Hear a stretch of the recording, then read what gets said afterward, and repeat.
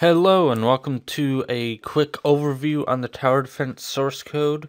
I'm going to do a brief overview on some parts of the code. I'm probably not going to cover everything, but this is sort of I gave you the source code, so I'm just going to do a brief overview. This is kind of an introduction to the development series of what we will end up with in coding wise, and I'll just do a brief discussion on some parts of the code. Alright, so we have two separate parts of our code. We have the game and we have the engine. Now the engine is built as abstract as possible, so you can have multiple games use the engine, and you can make it operate differently. You can have a different level selection screen or all that stuff. Now, the actual engine takes care of how the tower defense looks and operates. We have to have the content in order to have the special look and feel that we're looking for. So, our third part of any game is the content. We have a content portion in any game, and that's where we put our textures, our fonts, our anything else we need, our video, sound, all that stuff goes into the content portion of our project. Alright, so let's go ahead and look at the engine, and I'm probably going to spend most of the time discussing the map loading feature. So let me go ahead and go to the level folder, map loader. Alright, so the way this works is that the tower defense engine has a map loader class that we need to have an object of in our game. Now that map loader loads maps. Now maps load both towers and waves. And now both towers and waves, they both load bullets. The tower loads bullets and the wave loads monsters. So we go down that line, and it's all started from the single map loader. So we go from map loader to map, and then map branches off into tower and wave. Tower loads bullets. Wave loads monsters. So it's those branches that we need to follow and do our coding. So when we start our actual development tutorial, we'll go all the way down to the very end. So we will work on bullets and monsters, and then we will backtrack. So we will go bullet, then tower, and then we will probably do monster, then wave, and then those two will be combined into the map, and then we'll work on the map loader. Alright, so almost everything that is customizable is used on the content pipeline. So we have writers and readers. Now, a writer, I have a content pipeline tutorial on how to do this stuff. But we need to have a class that is a derivative of content type writer, and in the brackets we need to pass it the class name of the actual class we want to use as a writer. And then we override get runtime reader. And when we override write, we need to write the attributes and public variables in the same order we want to read and the same order we want to have it in the XML document. So if I look at the map loader, it'll write object the map's content names. Now what is that? That is a list of strings. And we'll get into what the XML looks like in a few minutes. Now the way that the content pipeline works is that any public get and set attribute or public field wants to be on the XML and wants to be in the write and read methods. If there's any restrictions, like public get and private set, as you see here, it will not work, but I set it to content serializer ignore, try to make things more standardized throughout my code. Now, if you do want this to be serialized, you can just take out this ignore, and it will serialize the maps list. So it'll be content serializer. We will see this later. Alright, some of the classes in the engine take a singleton approach. What a singleton is something that will only have one instance that should never have another instance. Let's say the screen system or map loading or even the Audiomanager and Video Manager are created in the engine. Those are examples where you would only have one object handling everything. So in that case, if we ever want to get to that object, we can put a public static variable and field in the class and name it singleton. That way we can get to maploader.singleton and we can get to the actual object. Now I haven't implemented it just yet. Let's have a look at the game.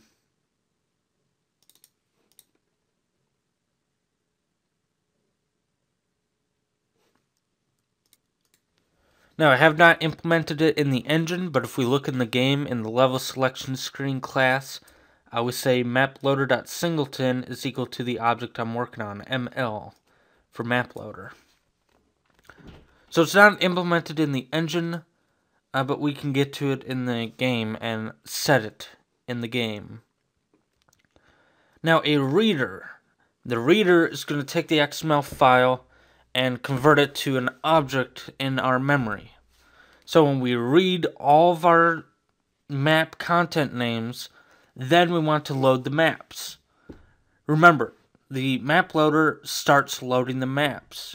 Each map then branches off and loads towers and waves.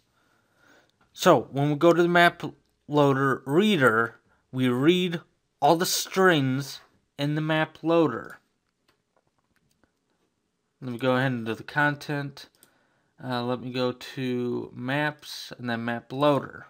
So these are just string values. So we read these values. We have forest and snow. Okay, then after we do the giant loading of these items, we could have 50 items here. It could load all those into a list. Then we go and do a for each string in that list, and then we load a map object. We call content.load, and then it's a map object, and we string format it in a special way to where we have maps, and then the name, and then the XML file name. So if you look in the content portion, we have maps, and then we have forest and snow. So that's this part. That part right there, maps/forest. Alright, now where this part comes in is the actual XML file. So we should have forest.xml, and we do.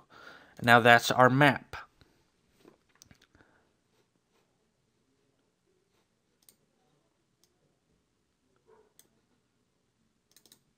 Now each map has its own reader and writer as well. And the map class is one of the biggest classes on the game, I think. It has about 862 lines of code. Not that lines of code matter, but it's one of the biggest classes in the game. So we write the same way as we read, which is the same way as we created our XML file. Write object, this is a point dimensions, tile dimensions. An integer array needs to be write object. All that stuff will be explained in the development series. Oh, by the way, the get runtime reader, I just do a simple, basic way of doing this. We return the type of map.mapReader.assembly qualified name. So the actual class, the main class, dot, the reader, dot, or not another dot. That's just like what you see here.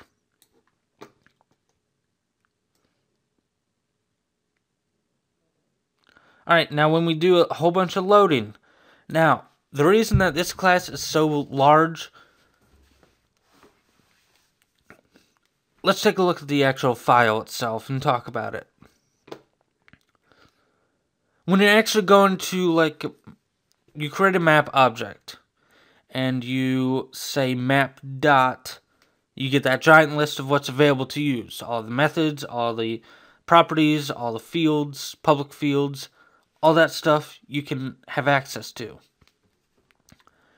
You do not really need to have access to the thumbnail asset or tile sheet asset or the asset names of the towers or waves. So, those are private properties and they are serializable, but we cannot get to it by doing map.towersAvailable. What I did, since those are private variables, private properties,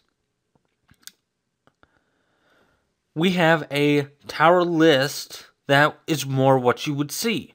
We have a towers available. Remember, this is private. Towers available. So it's content serializer, so we can use it. However, what you want is a tower list of actual tower objects, not a list of strings that you can't really do anything with. So that is public, but it's ignored because we just have the content names in our XML file, and we actually do the loading as we read it. So that's one of the reasons why this class is so large, is because we have duplicate information. We have duplicate tower lists, but one is a list of string asset names and one is a list of tower objects. So let me go ahead and show you what I did to implement that. So when we read it, we have a map.towersList, and then we do the we set it as a new list, and then towers available. We already read the towers available, and we read it up here. Map.towersAvailable.addRange, input.read object, and the object we want it to read. Alright, so that line there loads all those lists of content names into our memory. Now, I created a new list, and I pass it the number that we want to automatically size it to, based on the towersAvailable.count. Then, for each string in the towersAvailable list, remember that's a list of string that just has the content names, we do tower t is equal to, and then we do .load tower object, and then the same thing. We have string.format, so we should have a towers folder in our content project. And then we expand that. Then we have our tower names. Now I also did .clone because this was mostly for the monsters, but I did it for the towers as well, because there are some cases where we might want to have duplicate towers. Now, this is most commonly used in the user interface. When we purchase a tower, we clone the tower we are wanting to purchase, and we use that clone in the game instead of having the actual tower we are looking at to be the purchased one. Now, why do I want to do content.load? Especially for the monsters, when we have like 10 flies, we just do .load fly, load fly, load fly 10 times. The content manager caches what we load. So without this line here, especially for the monsters, without that portion of that line there, if I do dot load monster fly, dot load monster fly, both of those loads point to the same object. So if I do that 10 times, I would only get one object and 9 references to that same object. So I would essentially have one fly instead of 10. So when I do .load tower and I pass it the path with the string format, I say .clone, so I get a brand new object of that tower into our tower list. Then we initialize it with the map and then the content manager, and then we're good to go. Same thing with waves. Anything we might have duplicates of. You might want to have a duplicate, for some reason, you might want to have 2 basic towers in your game. I don't know why, but for some reason if you do, this .clone will cover that. For waves, you will probably have duplicate waves 90% of the time. In my game, I have 5 duplicate waves at the beginning, I think. 5 slow ants, then 5 slow ants, then 5 slow ants. 5 times, and that's my 5 slow ants. I just do load slow ants, load slow ants, load slow ants. But I want 3 different copies of those waves, so I use .clone.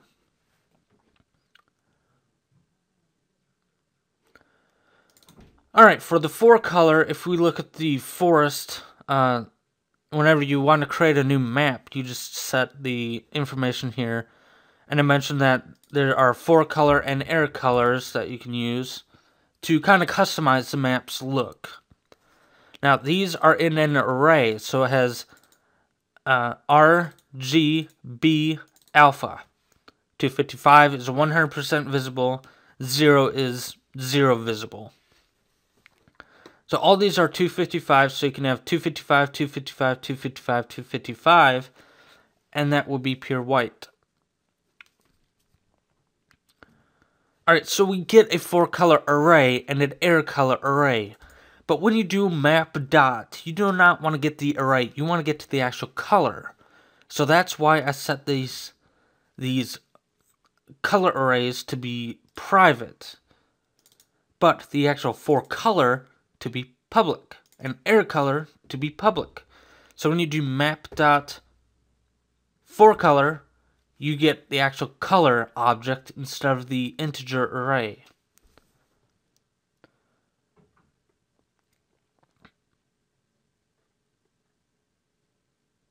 Alright, so now I guess we'll talk about the towers.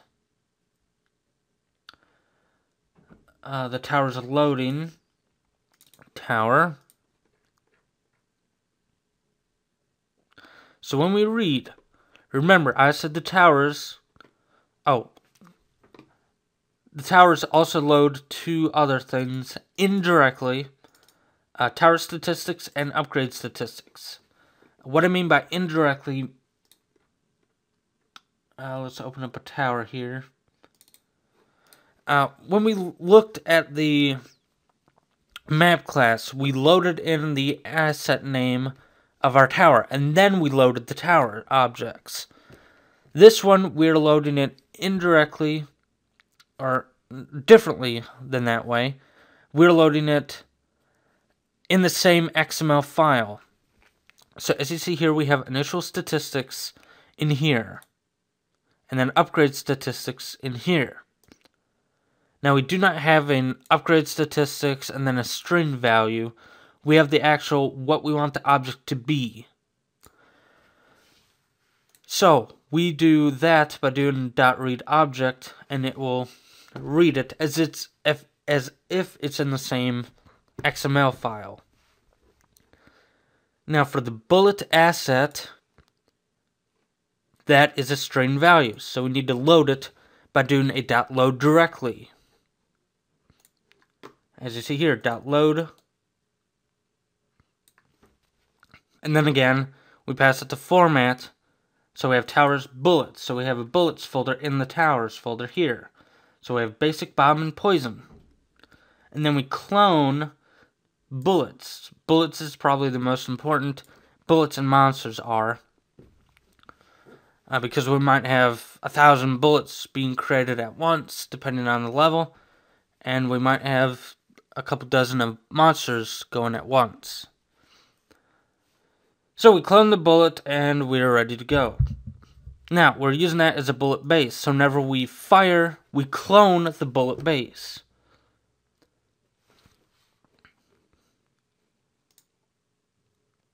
Alright, now a wave. Let's look at the wave read. Alright, wave reader. Remember, the wave loads monsters. But it does it the same way as a map does, is it gets a list of string items. And then once we do that, we do for each string in the wave monster assets. And then we do .load monster. And that will actually load the monsters, and we have a monsters folder inside of our content that we have our each individual monster.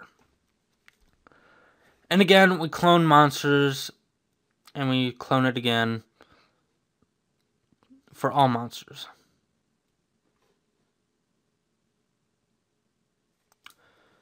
Alright, so that's pretty much it for the map loading process. It calls each of the .loads down the line, and the tower loads two other tower statistics and upgrade statistics indirectly by having it in the same XML file. We just call .read objects instead of .load, as you saw here. Alright, so now the user interface is another important part of the game. I wanted it to have a certain feature to it where it will automatically update. And, you know, you do buy tower, let's buy another tower, and let's buy a third tower. Oh, now I ran out of money, so now it went into red, and we cannot buy again. And that's the auto-update feature. We do not have to close out the user interface and load it again to see we are out of money. So the user interface is another pretty long chunk of code, especially the command info bar.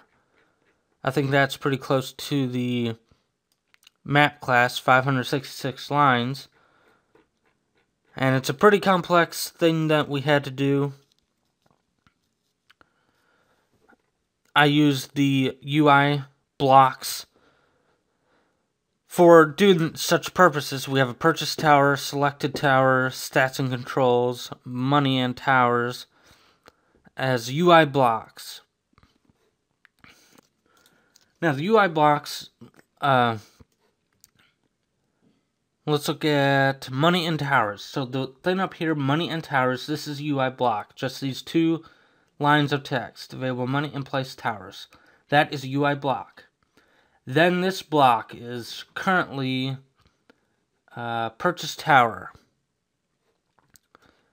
Purchase tower UI block right there. That whole thing, all the little texture, all this text, this button, and then this button is all part of that UI block. And that UI block has the border enabled. Now this part is stats and controls. So we have stats saying wave 1 of 8 and health of 20, and controls where we can launch next wave, pause, increase speed, or decrease speed. So the command info bar is this whole side of the screen. That's the whole info bar.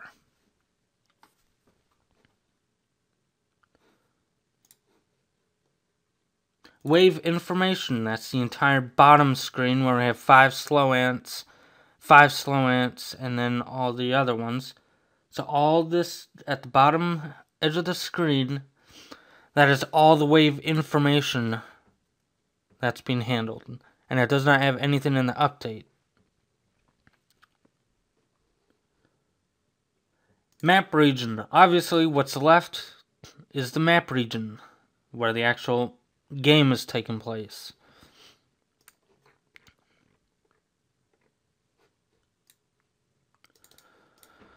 So UI block uses dictionary, so we can have buttons, text, and images in the UI block, and that's based on the dictionary, where we can say the name of it and the image that we want. For example, if I want to create a button for this UI block here that says buy tower, I usually put the string, the name of it, like buy tower or purchase, so I can get to it later. So if I go to the command info bar, I can say .get button, and I can get it based off that name. Alright, so what is an image? An image is just a texture with a few more stats like position and rectangle. And it's a pretty small class. I just needed the texture and be able to set a position of that and a rectangle so I can use it as the draw. A button has a text, color, a stored object, and a button state. Text, same thing as the image. It has a string as a value, but I also wanted to include the sprite font we need to use, the dimensions, and the position, and also the velocity and rectangle for that text object.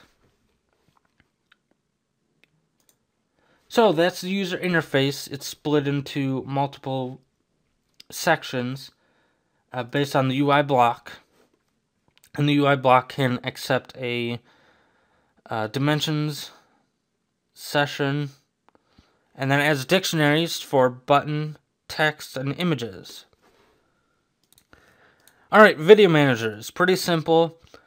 Again, I wanted to take the basic XNA functionality and make it a little bit better in the same class, so I could have the active video and position, and I can set this all directly, and I can get is done playing and all this stuff. So these are all pretty small classes. I just wanted to take the functionality that XNA has, like using the video player, and I also wanted to get a reference to the active video, the content folder, and the position.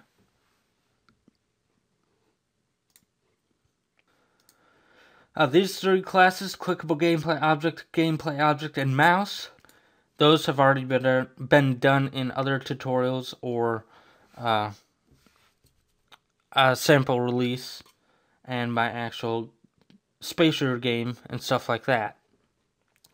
So I just took those same classes and put them in my engine.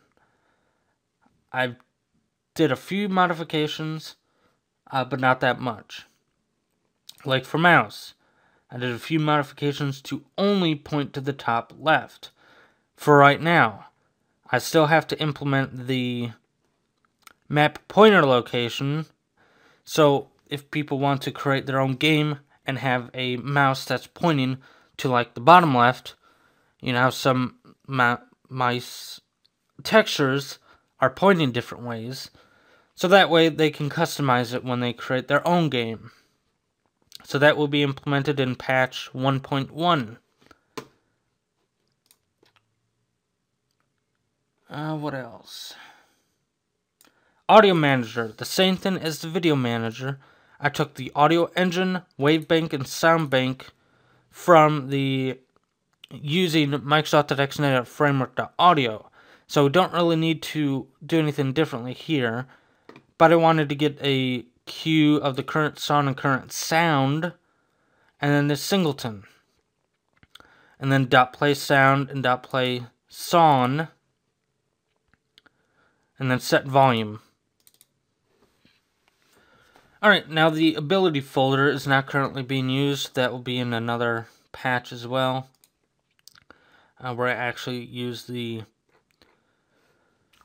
where towers can actually have dynamic abilities instead of a programmer have to actually hard code in abilities like they do now. I had a hard-code dot and AoE, damage over time, and area of effect. So those abilities are hard-coded.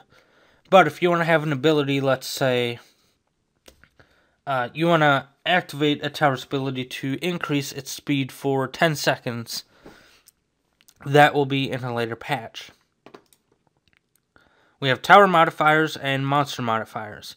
If we activate a tower ability that will decrease a monster's speed for 10 seconds, that will be part of the monster modifiers. And the abilities can level up with the towers.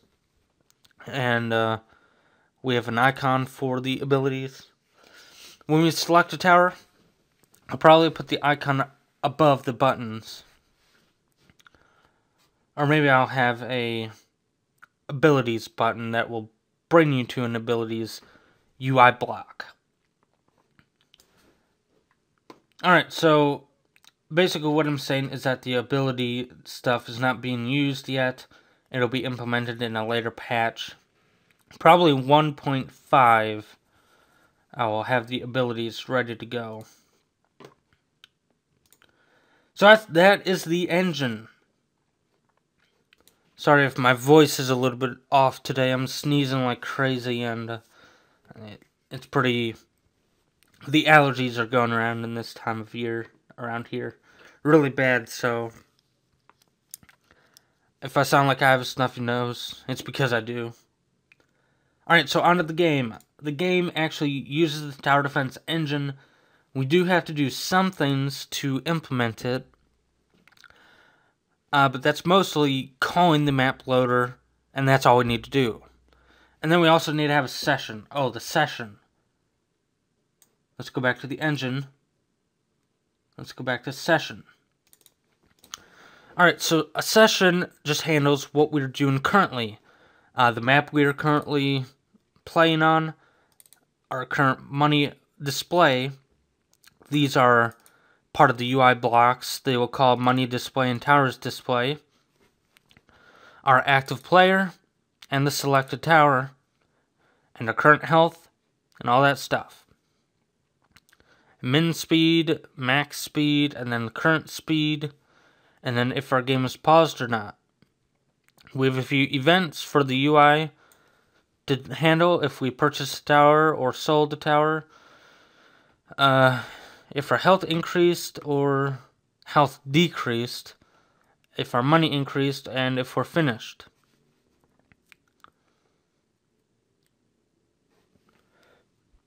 So the session basically handles our stats. Our money, our health, our towers is being dealt with in the player.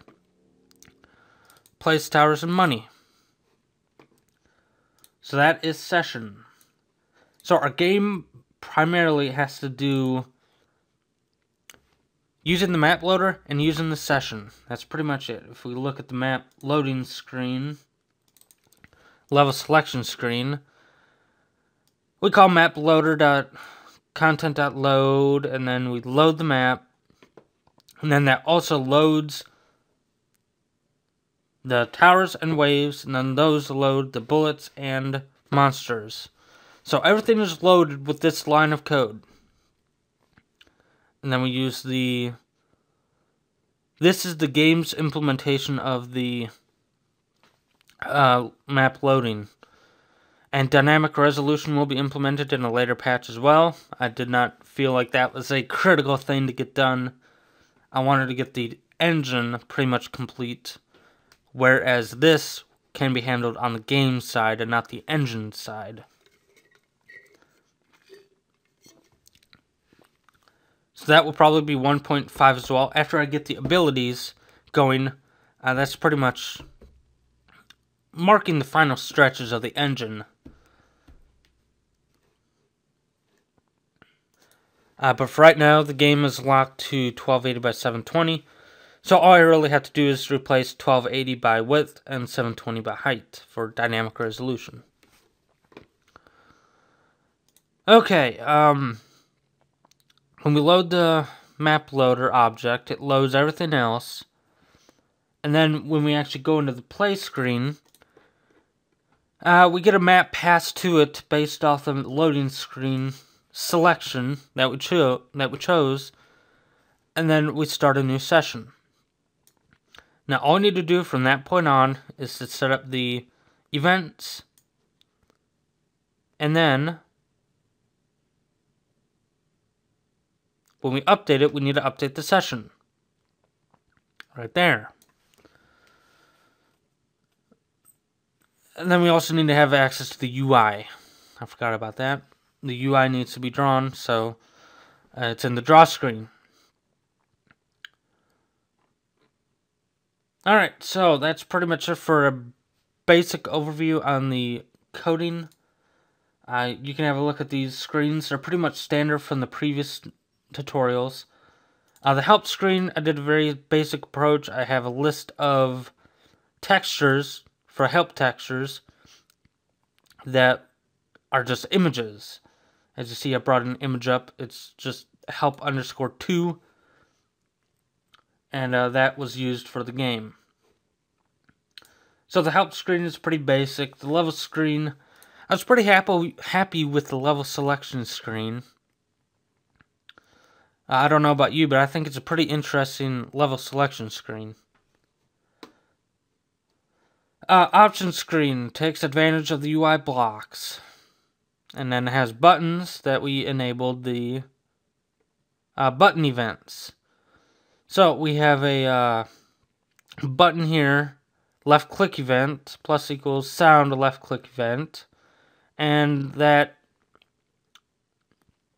is using the button events to change the option state. Alright, so that's pretty much it for this video. I'm going to cut this out before I start coughing in the video. I keep on clicking pause because I'm coughing and sneezing. But anyway, I'll put... Yeah. Excuse me. I apologize. I hope my voice was not that stuffy. My nose was not that stuffy for you. And,